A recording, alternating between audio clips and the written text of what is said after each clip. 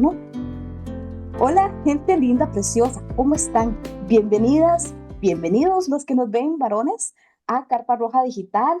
Hoy, pues, quiero presentarles, bueno, más bien, mi compañera y amiga Evelyn les va a presentar a la invitada, pero yo quiero saludar a la Machita que hace ratito, pues, no nos vemos. Machita, ¿cómo estás? Muy bien, Mari. Bueno, y bienvenidas todas a Carpa Roja Digital. Este espacio es un espacio seguro para todas las chicas.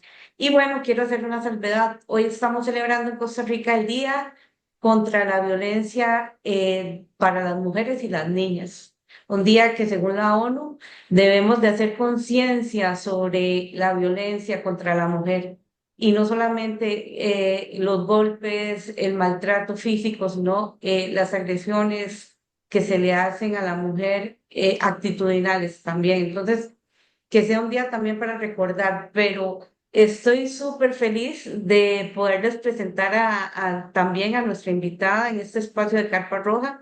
Es una persona que yo admiro mucho, que la sigo a través de redes sociales, de YouTube, y siempre pues me ha ayudado mucho con todo el conocimiento que tiene sobre trastornos de ansiedad, relaciones dependientes y ruptura traumática.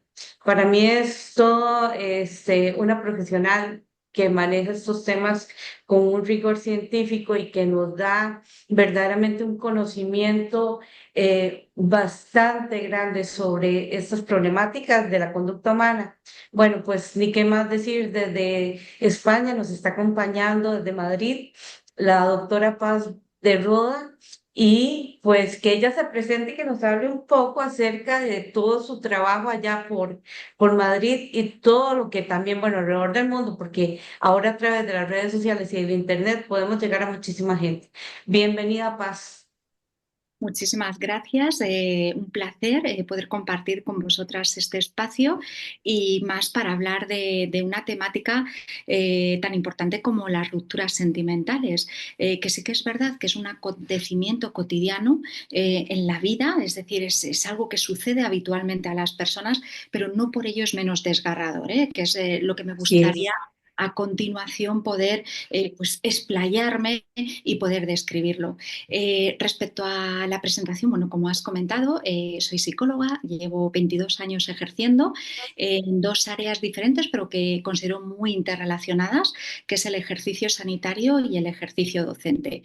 A nivel sanitario me he especializado en el espectro ansioso y en todo aquello, siempre me gusta utilizar esta expresión, todo aquello que menoscaba la afectividad humana, los efectos de una ruptura, los efectos de una dependencia emocional, los efectos de una infidelidad, celotipia, terapia de pareja, la afectividad humana. Y por otra parte, en el espectro ansioso, los diferentes problemas que nos podemos encontrar en cuanto a ansiedad, que son muy variados. Esto respecto al ejercicio sanitario y respecto al ejercicio docente, he dirigido formación de posgrado desde hace también muchísimo tiempo y bueno, pues he impartido formación en diferentes organismos e instituciones. Y como digo siempre, bueno, pues la psicología al final siempre emociona y nunca decepciona. Ha dado de alguna manera un propósito a mi vida junto a mi familia. Así que encantadísima de poder estar aquí con vosotras. Bueno, bienvenida. Aparte de toda la experiencia profesional y en Carpa Roja, como es un espacio para mujeres, nos podría hablar un poco acerca de usted, eh, darnos un poco esa imagen de mujer profesional que se ha venido formando en todo ese tiempo en la psicología, pero sobre todo queremos conocer a Paz, la mujer. Cuéntenos un poco acerca de usted. Bueno, pues, ¿qué comentarte? Es difícil. Es una pregunta muy amplia. Bueno, pues comentar que no sé si me puedes concretar un poco más la pregunta. Como te comentaba, la psicología, yo estudié psicología por vocación, es verdad que hoy por hoy, como digo, pues mi padre está muy orgulloso, pero es verdad que no era la profesión a la que me empujaban, ¿no? Antes la psicología tenía un estigma, tenía una visión no del todo positiva, por no decir peyorativa, pero fui bastante firme y ahí me adentro en el tipo de mujer que soy, es bastante perseverante, es decir, he tenido la las ideas claras, a veces con razón, a veces sin razón, a veces siendo cabezona, a veces siendo más razonable, pero siempre he tenido las ideas bastante claras y la psicología formaba parte de mi proyecto de vida. He creído mucho en una autoexigencia saludable, no en una autoexigencia castrante o limitativa o con un diálogo fustigante, pero sí creo en la autoexigencia, en la perseverancia, en la constancia, en intentar hacer algo que revierta al bien común. No sé si esto resume un poco mi forma de ver el mundo. Resumidamente, no sé si me quieres preguntar algo más, porque Mucho de lo que he escuchado dentro de sus, bueno, dentro del discurso en redes sociales es que la psicología también de nuestra identidad se mezcla con la forma en la que la ejercemos. Entonces creo que pues su respuesta nos deja claro, ¿verdad?, el interés que usted ha mostrado en ser rigurosa también en el desarrollo de una psicología basada en evidencia y que sea 100% aplicable y sencilla de entender también. Entonces, súper bien. me parece muy importante, a mí me parece muy importante en psicología ser riguroso. Estamos hablando de la salud mental y la salud mental tiene una proyección en nuestras áreas vitales, cómo me relaciono con las personas que quiero, cómo me relaciono incluso con mi propio cuerpo, cómo me relaciono con mis valores, con mis proyectos parte en gran medida de la salud mental. Por lo tanto, creo que hay que ser muy minucioso y yo siempre he entendido la terapia desde una metodología, es decir, hay que aplicar una estructura a la terapia con unas técnicas, unas herramientas y unas pautas que ayuden a la persona, como digo siempre, a que su terapeuta se convierta en alguien prescindible en un momento determinado porque tiene esas herramientas para enfrentarse a sus áreas vitales, ¿no? Entonces, la metodología, la rigurosidad, la meticulosidad, el esfuerzo, el estudio, la actualización, me parece que son parte del ideario de un terapeuta o una terapeuta entregados. Y como para entrar en el tema de las rupturas, a mí me gustaría saber desde su punto de vista y desde su experiencia, desde esta amplia experiencia, ¿cómo podemos definir una ruptura traumática? Porque todas, pues en algún punto son dolorosas. El ser humano, yo creo que no todos están preparados para decir adiós y para dejar ir a una persona con la que hubo un vínculo de una forma madura, eh, pues haciéndose responsable de cada quien de sus emociones, pero ¿cuál es tal vez esa diferencia entre la ruptura convencional, digamos que no es como que va a dejar de doler, pero eso y una ruptura traumática? ¿Cómo podemos entender esa diferencia?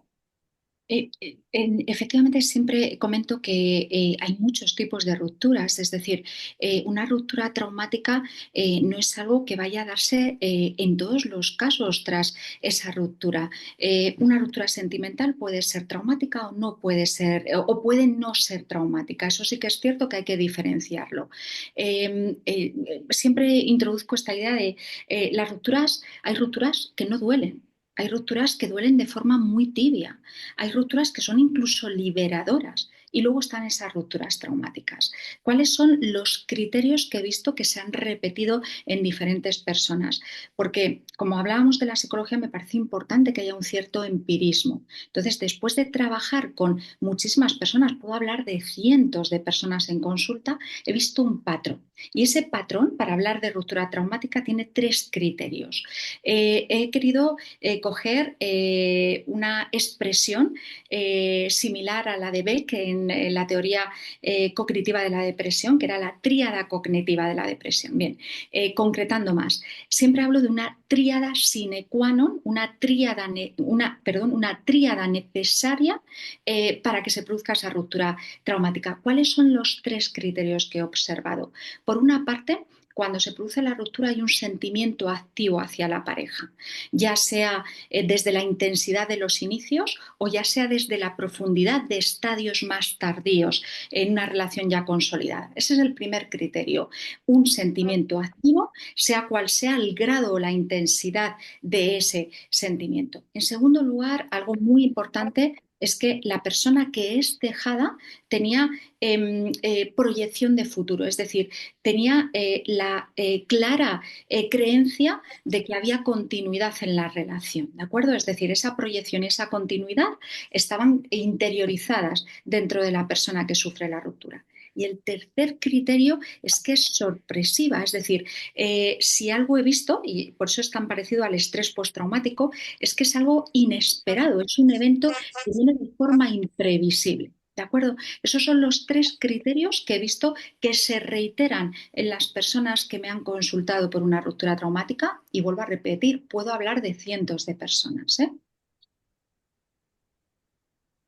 Bueno, y hablando de que es algo que se repite y que son muchos patrones, y que es muchísima la gente que llega a consulta con ese tipo de dolor profundo.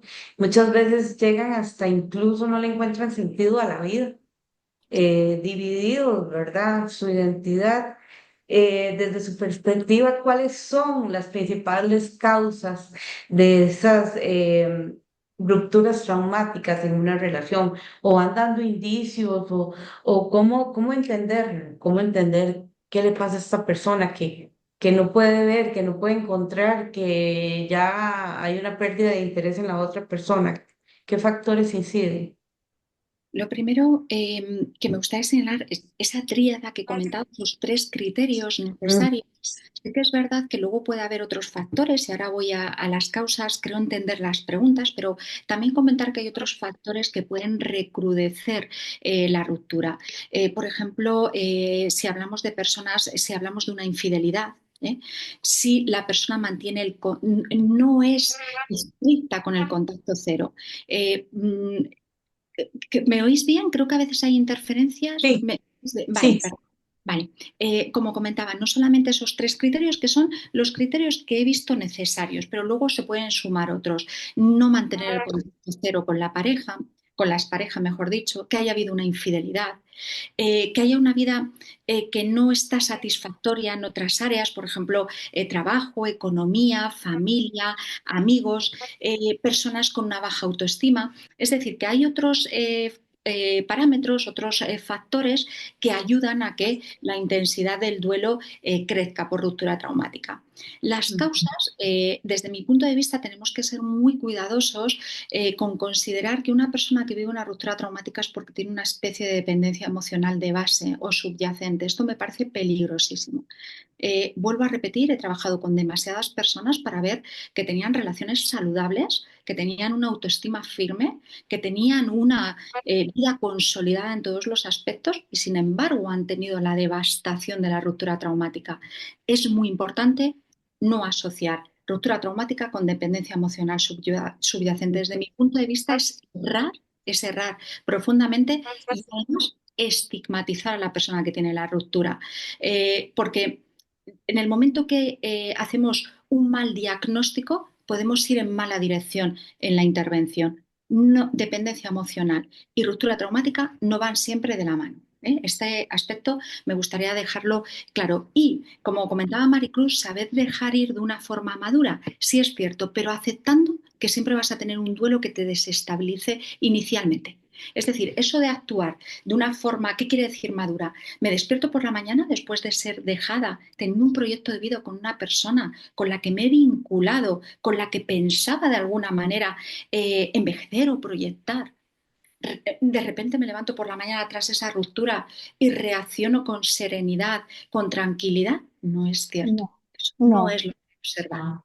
¿Eh? no. ¿De acuerdo? Sí. Creo que aquí, pues, Evelyn, yo y muchísimas de las mujeres que nos están viendo pueden levantar la mano y decir, sí, claro, a mí me han dejado, me han abandonado y me ha dolido. Es que a veces queremos como esconder las emociones o queremos como, no sé, como ir en contra de esta naturaleza humana de sentir y no. Acá en Carta Roja siempre hemos sido muy enfáticas en que las emociones son parte de nosotras, que hay que escucharlas, que hay que atenderlas y una ruptura va a doler, incluso una ruptura, digamos, convencional. obviamente va a doler, obviamente nos vamos a levantar un día y a decir, ya no tengo este proyecto de vida, ya no tengo esta pareja y todavía tengo sentimientos por él o por ella y me está doliendo el no tenerla aquí conmigo. Obviamente eso va a doler y es importante hacerse acompañar cuando ya uno siente que ese dolor está tomando demasiado espacio en nuestra vida. Exacto. Y en las traumáticas coge todo el espacio. El problema de las traumáticas es que durante varios meses lo único que ocupa tu vida es esa ruptura y el dolor que acompaña esa ruptura. Por eso es tan importante tener un acompañamiento. No estamos hablando de un trastorno, no estamos hablando de una enfermedad, estamos hablando de un acontecimiento vital, pero tan desgarrador, tan sangrante, tan lacerante que a veces necesita el apoyo de una persona que le ayude a entender por lo que está pasando, a qué se debe este síntoma, a qué se debe esta emoción, a qué se debe este pensamiento, es decir, ayudar a ordenar por dentro. Fíjate si es importante que siempre comento a las personas que están en una ruptura traumática que el entorno te va a dar 2 o 3 meses de comprensión. Pasados Ujú. los 2 o 3 meses dejan de entenderlo. ¿Cómo puedes seguir estando así por una persona que se ha ido? Parece que te estás regodeando, tienes que luchar. El entorno puede seguir dando apoyo incondicional, no es lo mismo, pero comprensión, es decir, entiendo que estés destrozada y destruida, son 2 o 3 meses. Después empieza a presionar. Tienes que reaccionar, tienes que levantarte. Por tanto, es importantísimo hablar de este proceso natural y esperable. Diferentes autores coinciden en que las potentísimas reacciones que surgen a nivel emocional, mental, conductual y fisiológico son naturales y esperables. No dicen nada negativo de ti tener esas emociones. Tienes la capacidad de luchar contra ello, pero tienes que darte un tiempo, porque si no vas a tener dos problemas, el duelo y el presionarte para salir antes de lo que el cerebro está preparado para salir. Y es que eso lo que va haciendo, y yo lo he visto a través del tiempo con mis pacientes, ni siquiera saben identificar que lo que tienen son una serie de duelos irresueltos. No han logrado, entonces, quizás están pasando por una ruptura traumática, entonces traen a otra persona a la relación. Entonces, son una serie de situaciones que no han logrado gestionar a lo largo del tiempo. Y también en Costa Rica, por ejemplo, ha habido un gran trabajo en posicionar la psicología como algo confiable. Entonces, ir al psicólogo pues no era tan bien visto, pero es importante hacer conciencia en que la salud mental es tan importante como la física. Sí, y esa salud mental implica como procesos fisiológicos. Si tengo fiebre, tengo que dar un periodo de tiempo al Sí. cuerpo a que se recupere exactamente lo mismo a nivel emocional.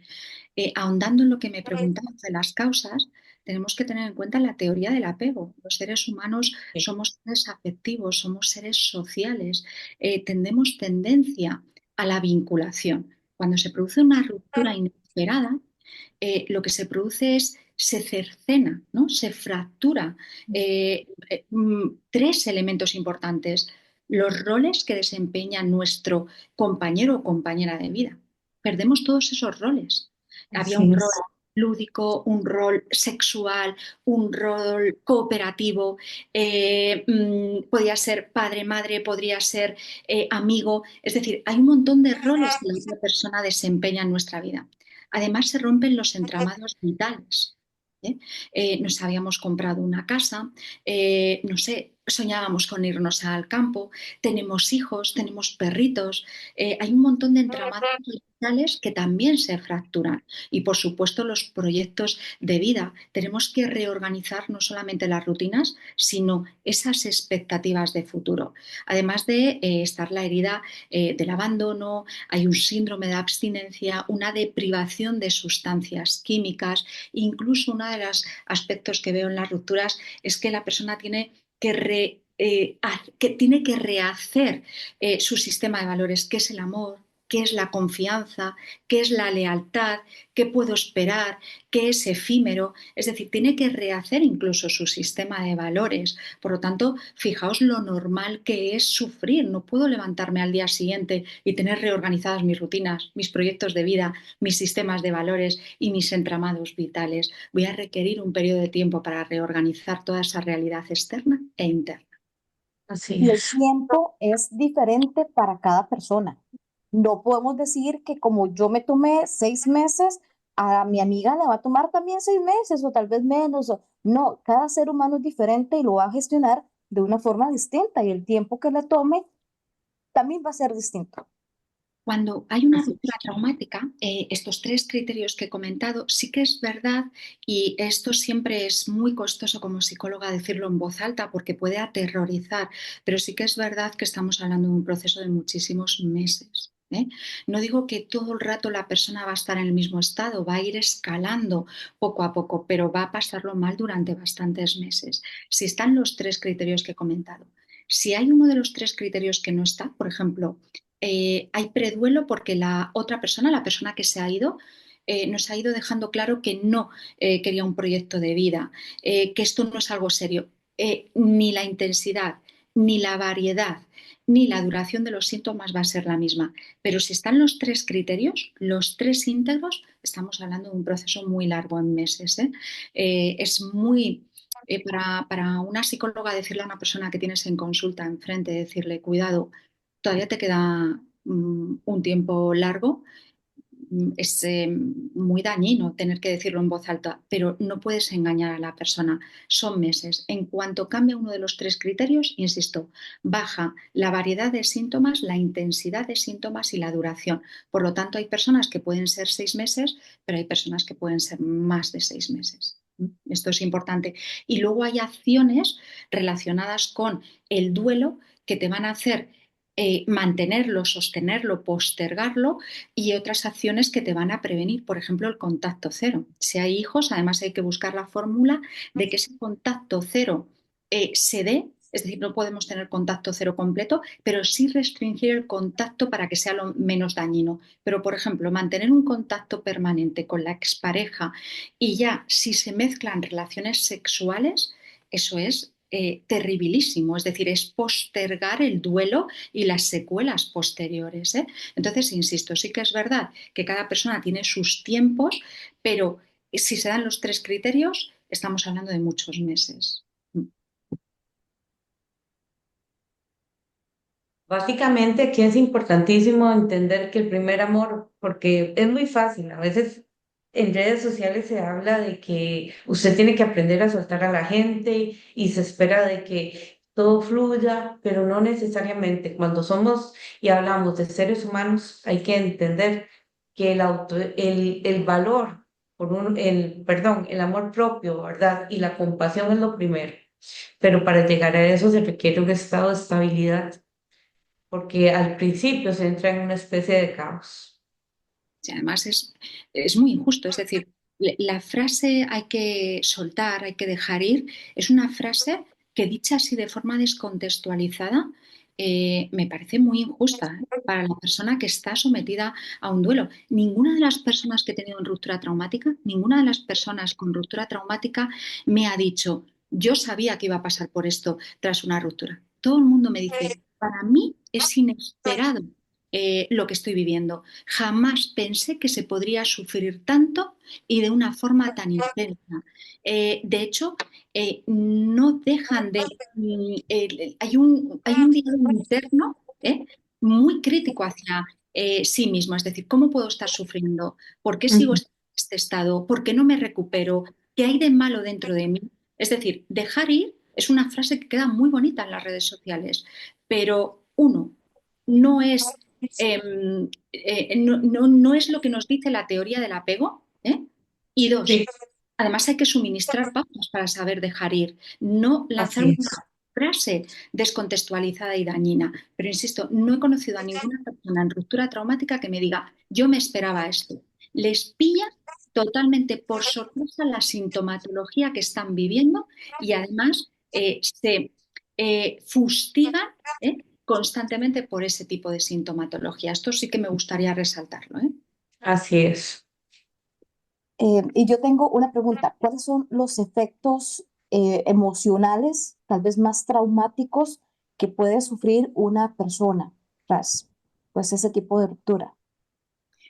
Eh, bueno, es un cuadro severísimo que tiene muchísimos tintes de estrés traumático. ¿eh? Esto es importante tenerlo en cuenta. Hay tal virulencia en la sintomatología a nivel emocional, mental, conductual y fisiológica que la persona se queda aterrorizada y desorientada. Lo que quiero resaltar con esto es que es un proceso que hay que, si yo empezase a hablar de toda la sintomatología, fíjate, Maricruz, que podría estar hasta 3 horas hablando de la sintomatología. Fijaos el abanico de síntomas que hay. ¿Por qué? Porque es un proceso longitudinal. Es decir, hay diferentes fases y en cada una de esas fases va a haber unos síntomas concretos que pueden ser muy diferentes en los meses anteriores. Así que, para hacer un resumen de la sintomatología, necesitaría hasta 3 horas. Está ese podcast que has comentado al principio, ese vídeo, donde profundizo más en esa sintomatología, pero reduciendo hay una desorganización del yo. ¿eh? Es decir, las emociones son inicialmente de angustia extrema, angustia calcinante, la persona siente que esa ansiedad extrema la está destruyendo. Hay también muchos síntomas iniciales de incredulidad, de negación. Después pasamos a la tristeza extrema, puede darse la rabia y por último el vacío existencial. Eso a nivel emocional. A nivel cognitivo, mental, quiero resaltar que es un pensamiento obsesivo 24 horas. Cuando digo 24 horas es literal, es decir, si estoy conmigo misma, el pensamiento es rumiativo. ¿Por qué hizo esto? ¿Por qué no hizo esto otro? ¿Por qué no me dijo? ¿Por qué me dijo? Constante. Si estoy distraída con actividad, siempre lo llamo el pensamiento satélite, está ahí acompañándome. No me atrapa tanto, pero está ahí. Y digo 24 horas, sigo insistiendo porque por la noche, cuando la persona, si consigue dormir y consigue conciliar, va a tener pesadillas o incluso sueños de reconciliación. Cuando hablo pensamiento 24 horas es literal y esta rumiación va a ser durante unos meses. ¿no? Una rumiación inevitable. Bien, eso a nivel cognitivo. A nivel conductual, hay inicialmente una postración y después una hiperactivación. Es decir, la persona coge fobia a la soledad, a quedarse a solas con esos pensamientos destructivos. Necesita, he oído, incluso tener que tener programados los fines de semana con semanas y semanas de antelación, porque da pavor quedarse a solas con esos pensamientos y esas emociones. Así que de la postración inicial, después hay una hiperactividad. También puede haber una gran dependencia de figuras de seguridad, alguno de los progenitores, la mejor amiga, pero también evitación de otras personas. También se da evitación de ciertas actividades o ciertas personas que puedan recordar a la expareja o a la situación actual. Y a nivel conductual, además, quiero resaltar algo que posterga mucho el duelo, que es la revisión constante de las redes sociales.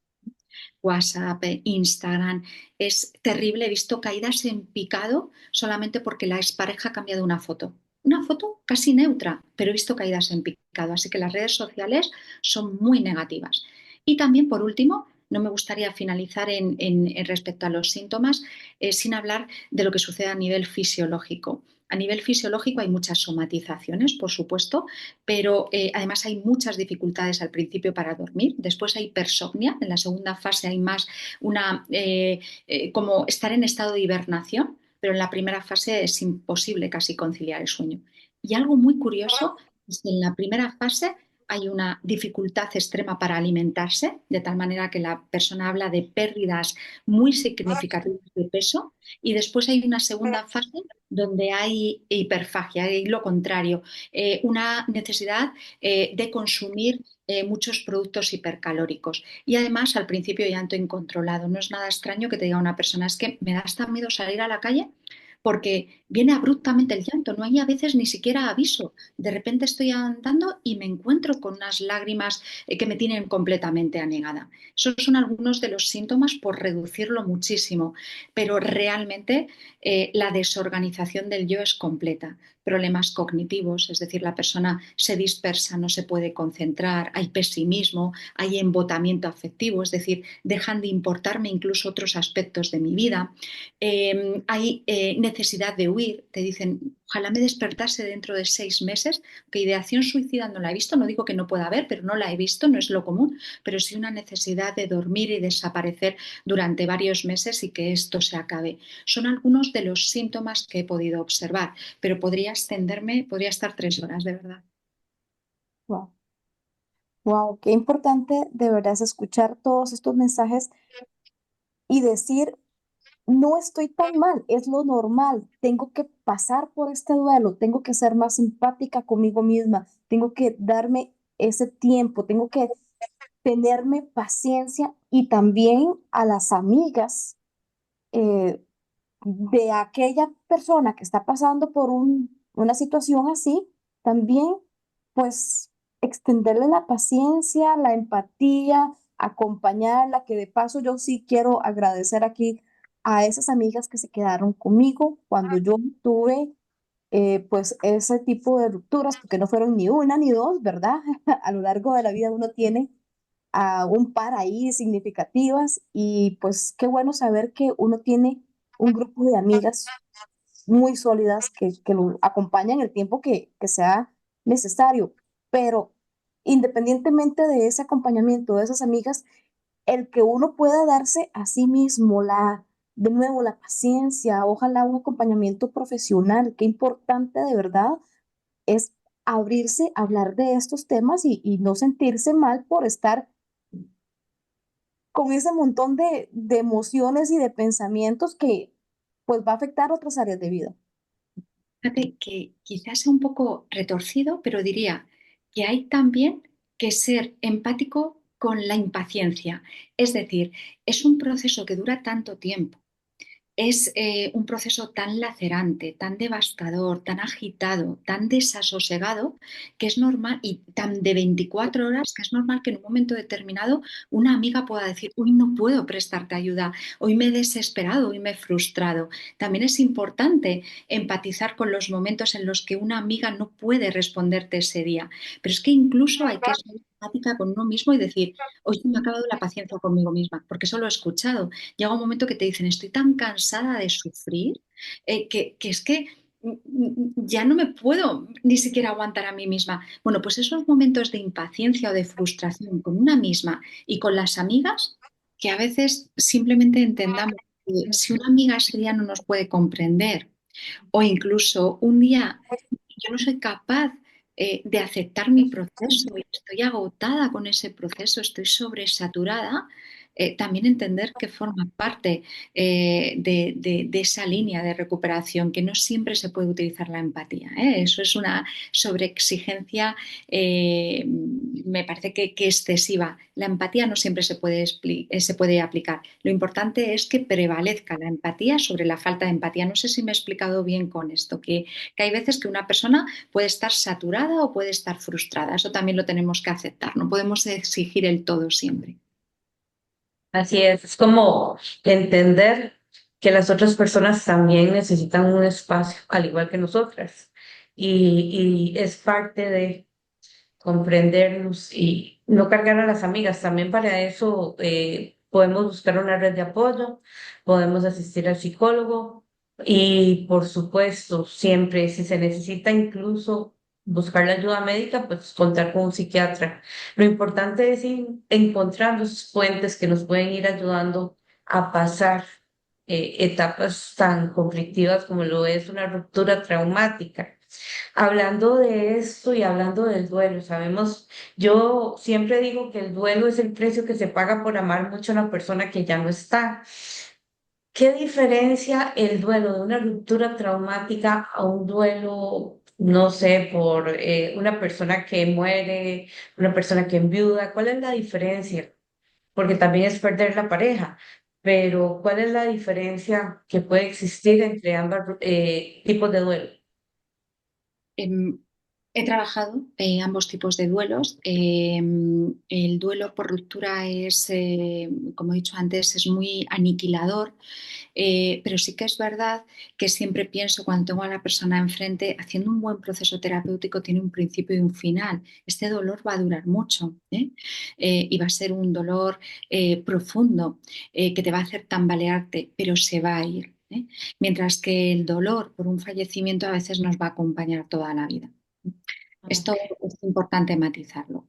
Pero sí que es verdad que he escuchado y esta confidencia solo te la van a hacer en la confidencialidad y en el respeto máximo que existe en terapia. He escuchado a personas que me han dicho que la ruptura les ha dolido más que el fallecimiento de un ser querido. Fíjate con qué pudor lo verbalizan con vergüenza, con culpa, incluso con confusión. ¿Cómo es posible que me pueda doler más una ruptura a una persona que se ha ido que un fallecimiento? Pero esto pasa Claro, sobre todo, esto sí que es importante comentarlo, que pasa sobre todo cuando el fallecimiento de ese ser querido es un fallecimiento que por ciclo vital es más esperable, ¿eh? Cuando se trata de un ciclo vital no esperable, es decir, por ejemplo, la pareja que parece una viudez, ¿no? Que parece que es una persona con la que voy a poder envejecer, que nuestro fallecimiento puede darse de forma más o menos sincrónica, o los hijos que deben sobrevivirnos, a veces esos duelos por fallecimiento es diferente. Me refiero a que a veces las personas me han confesado que les ha dolido más una ruptura que un fallecimiento, pero esos fallecimientos son con familiares que por su ciclo vital era esperable que pudiesen irse antes que nosotros. ¿De acuerdo? No sé si me he explicado bien la diferencia. sí. Bien.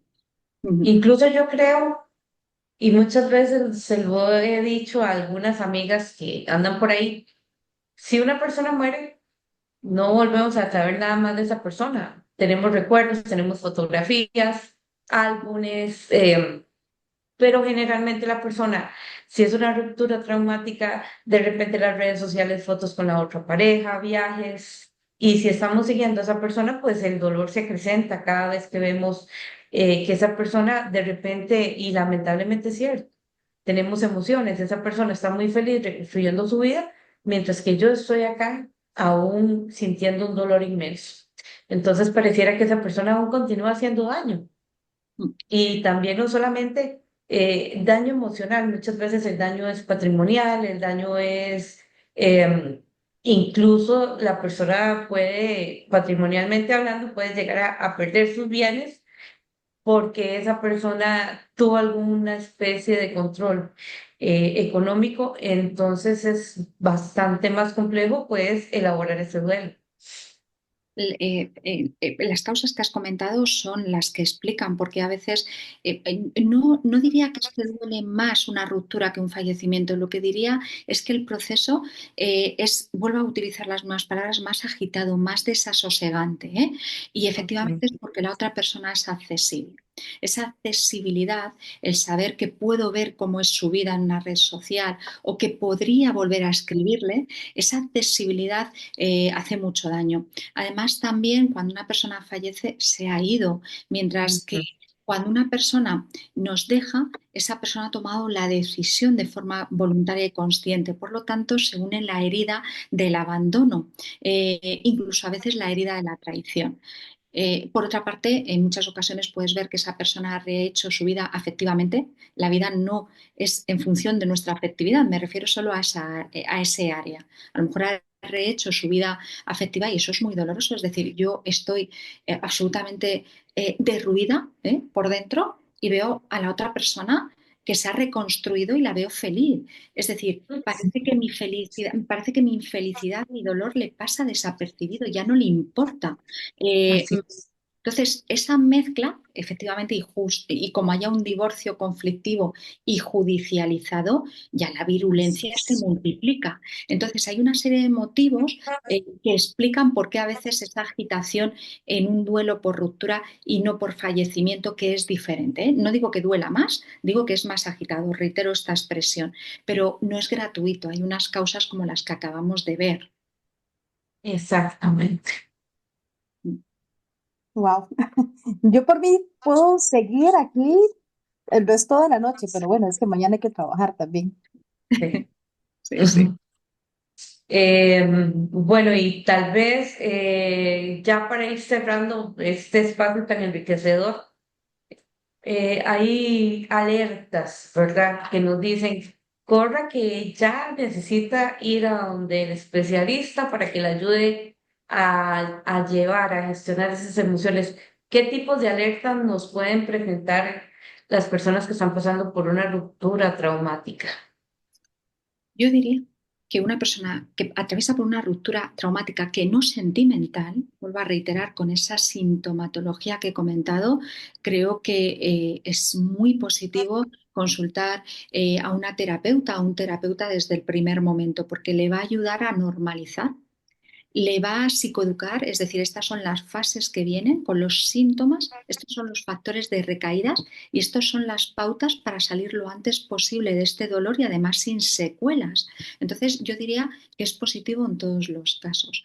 Ahora, hay algunos signos que pueden precipitar aún más la recomendación. Consumo de alcohol, consumo de sustancias tóxicas, incluso sexualidad compulsiva y no gratificante, ideación suicida, autolesiones, especial pesimismo, pensando que eso es un cuadro que ha sentado dentro de uno y no hay resolución posible, son algunos de los signos más preocupantes. Pero yo diría que unas sesiones psicoeducativas siempre producen algo de calma y siempre dan un poquito de sosiego, ¿eh? Pero con esos signos, consumos, ideación suicida, autolesiones, yo ahí me asustaría especialmente. Con la ayuda adecuada y profesional se puede salir, se puede superar. Y creo que la pregunta que pasa por la mente de muchas de nosotras es, ya yo no vuelvo a amar. Y cantamos aquella canción, yo no nací para amar, nadie nació para mí. ¿Se puede volver a enamorar una persona después de llevar adecuadamente este tipo de proceso y de darse la oportunidad de trabajarse a sí misma? Y creo que esa sería mi última pregunta. Sin lugar a dudas, el ser humano tiene una capacidad de resiliencia. Los seres humanos tienen la capacidad de agarrarse a la vida y volver a prosperar internamente.